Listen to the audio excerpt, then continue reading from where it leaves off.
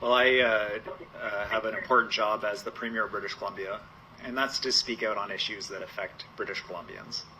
Now, I'm hearing from British Columbians every day that are being crushed by the costs of daily life. And one of those big impacts that they're seeing is ever escalating interest rates. People who have a car loan, people who have a line of credit, people who have a mortgage, they're in a variable rate mortgage or they're having to renew their mortgage.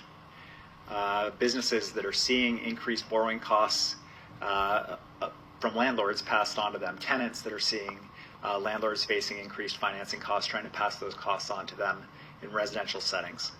I think it is critically important to go on the record as the Premier of British Columbia to point out to the Bank of Canada that Statistics Canada is saying that the biggest driver of inflation in our country right now is rising mortgage rates. It's rising mortgage costs.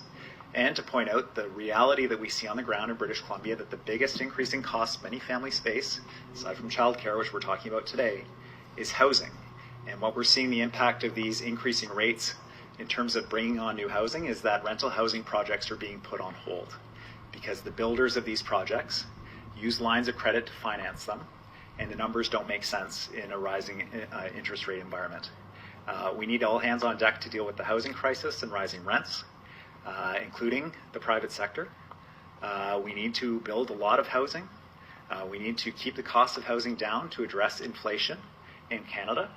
And I think if the governor of the Bank of Canada wakes up this morning and one of the first things he's thinking about is how will that rate increase impact British Columbians, then I think my job is done.